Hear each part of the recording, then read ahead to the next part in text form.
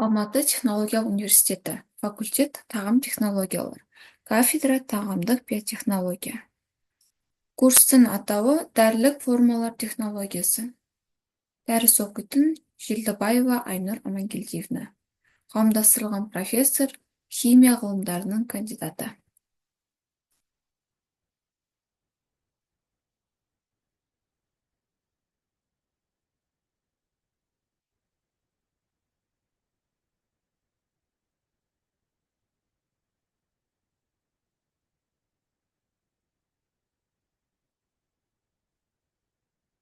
Алтыншы дәріс өсімдікті өңдеу алдындағы талаптар. Дәріс мақсаты фармацевтикалық қызметті ұйымдастыру мәселелеріне көңіл бөлу. Бірінші сұрақ, өсімдік шикізатын жинау, бірінші ретте өңдеу, кептіру. Екінші сұрақ, дәрілік заттар туралы заңда дәрілік препараттарды дайындауды нормалаудың бағыттары. Үшінші сұрақ, фармациядағы стандарттау жүйесінің көздері.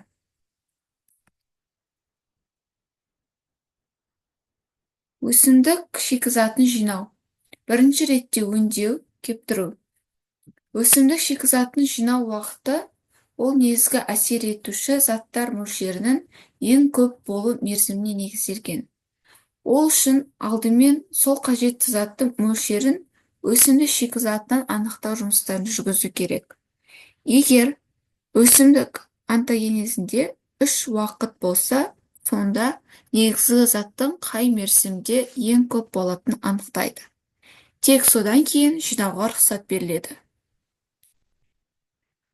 Өсімдікті өңдеудің бұрын орындалуы тиіс негізгі талаптар.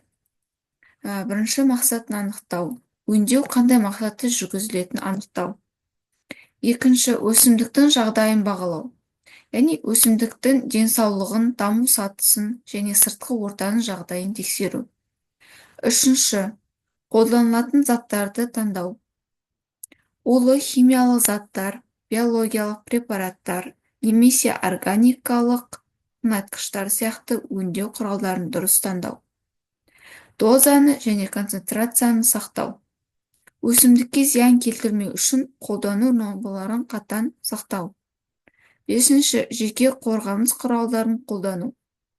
Өңдеу жүргізушінің қауіпсіздігі үшін қолғап, бетперде, көзілдірік, арнайы киім кию қажет.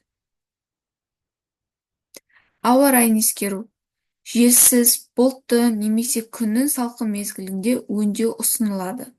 Жаңбыр жауатын немесе ыстық күндері өңдеу тиімді болмайды. Жетінші, қоршаған ортаны қорғау. Жақын маңда адамдар, жануарлар немесе су көздері болса, арнайы сақтық шараларын қолдану қажет. Дәрілік өсімдік шикізатын жинаудың жалпы ережелері. Бірінші, өсімдіктің жоғары белгілі жапырағын, шөбін тек құрғақ күні, күндіз шөпте ылғал жоқ кезінде жинайды. Көп жағдайда жинауды шөп гүлдеген уақытта жүргізіледі. Сол кезде негізгі заттың шоғырану мөлшері көп болады. Көп жылдық өсімдіктердің жоғарғы бөлігін жинағанда түбіріне және тамырына зақым келтірмейтіндей етіп жинайды.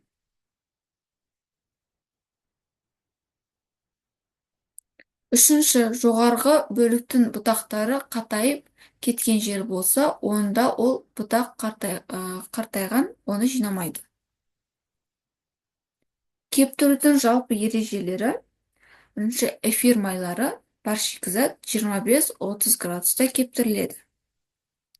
Гликоциттер бар шикізатта 50-60 градуста. Бұл температурада ферменттер тез инактивацияға ұшырайды. Үшінші, алкоидтар бар шикізат 60 градусқа дейін. Төртінші, аскорбин қышқылы бар шикізаттар 80 градуста кептіруге болады. Барбарис және женьшень түбірін сары мачок, пустырник, майский ландыш және боярышник жемістерін кептіру үшін 60-90 градусқа дейін қажет.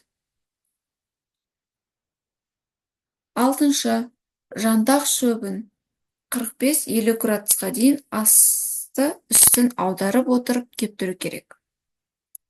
Соңғысы диуесил тамыры мен түбірінде эфир майлары және сескевитперінді лактондар болғандықтан 50 градуста кептіру керек. Өсімдік шикізатын кептіру жағдайлары. Бірінші, қалыпты жағдайда кептіру ауада көлеңкеде жүргізіледі. Шикізатты арнайы кептіргіш орындарға үстіне навесі көлеңкесі бар жерге жайып салады. Кептірудің бұл жағдайы шөптер, жапырақтар және гүлдер үшін пайдаланылады. Бұл шикізаттар астына қағаз салған жөн. Шикізат таза кебеді. Екінші, күнде кептіру. Ол ашық ауада күннің астында жүргізіледі. Бұл жағдай тамыр, түбір және жер асты бөліктеріне керек. Егер шикізатта тері илегіш заттар болса, онда осы кептіру тиімді. Ал кейбір скополия, крестовник деген шикізаттарды күнде кептірсек, алкалоид мөлшері кемиді. Жылу көмегімен кептіру.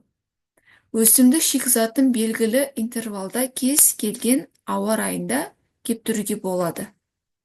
Кептіретін материалға конвективті немесе контактілі кептіру жүргізіледі.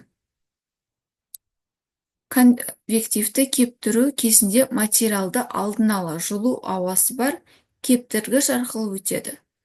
Жылы ауа материалдың арасымен өтеді, ал контактілі кептіргіште жылу материалға шикізатқа алдын ала жылы қабырға арқылы беріледі.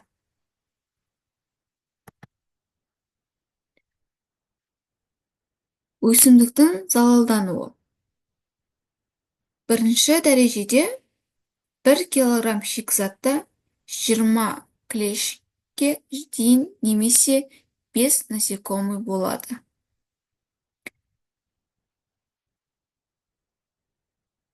Екінші дәрежеде 1 килограмм шикізатта 20 клештен артық, олар шикізат бетінде оңай жылжып жүреді, немесе 6-10 дана моль, подшипник және олардың личинкалары болады.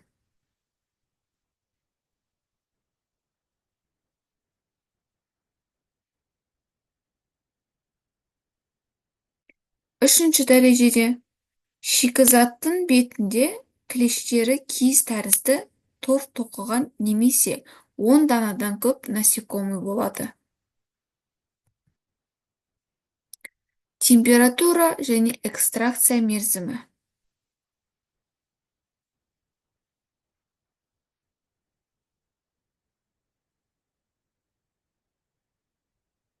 Температура көмегімен диффузия және диализ үрдістері күшейеді. Шикізат тез ісінеді, ферменттер активациясы микрофлораларының өлуі жасушалардың жыртылуы жүреді. Жаңадан жиналған өсімдік шикізатын экстракцияланғанда плазма бүлініп, ақуыздар жиырылып, экстракция үрдісі баяулайды.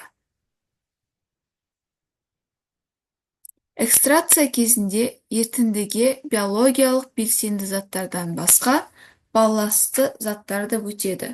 Сондықтан экстракция уақытын биологиялық белсенді заттың мөлшерін қарап жүргізу керек. Экстрактивті заттар мөлшеріне емес. Өсімдік шикізатын ұнтақтау дәрежесі және сипаты. Бірінші, әр өсімдікті ұнтақтау үшін анатомиялық құрылысын ескеру қажет. Екінші, қатты ұнтақталған шикізатта бүлінген жасушалар көп болады. Қатты майдаланған материалдан балласт заттардың ерітіндіге өту ықтималдылығы жоғары болады. Өте майдаланған материал ерітіндімен коллоид тәрізді ішінде шырыны бар қоймалжың масса береді.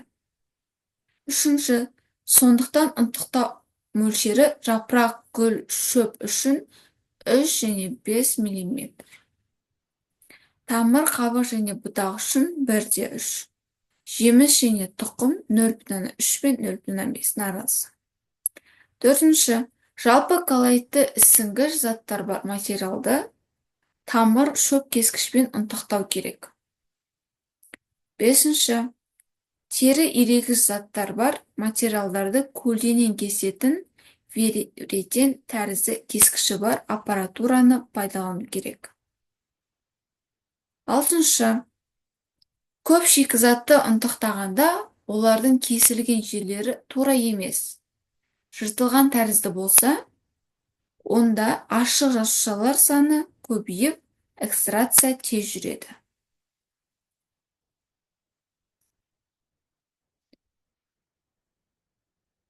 Ұнтақтаудың негізгі принциптері: бастырып ұнтақтау, жарып ұнтақтау, сындырып ұнтақтау, кесіп ұнтақтау, аралап ұнтақтау, үгітіп ұнтақтау және ұру.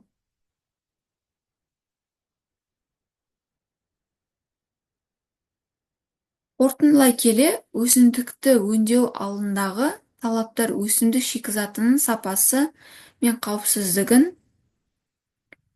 қамтамасыз ету үшін маңызды. Бұл талаптарды сақтау арқылы өсімдіктердің алынатын өнімдердің тиімділігі, қауіпсіздігі және сапасы арттырылып, оларды пайдалану мерзімі ұзарады. Өсімдік шикізатын дұрыс өңдеуге дайындау өндіріс барысында ең маңызды кезеңдердің бірі болып табылады. Өсімдік өңдеу алдында бірқатар маңызды талаптарды сақтау керек. Яғни өсімдіктің денсаулығын сақтау, өңдеу тиімділігін арттыру және адамның, жануарлардың, қоршаған ортаның қауіпсіздігін қамтамасыз ету үшін өте маңызды.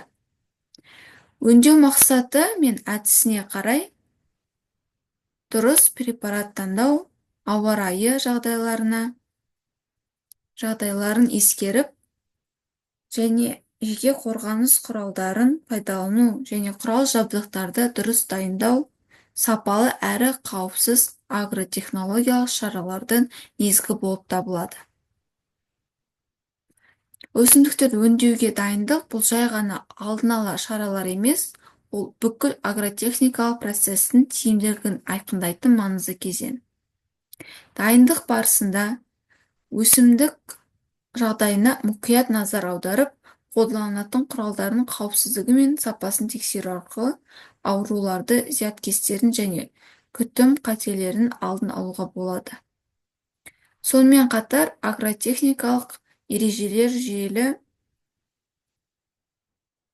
сақтау өсімдіктерінің тепе-теңдік сақтауға көмектеседі.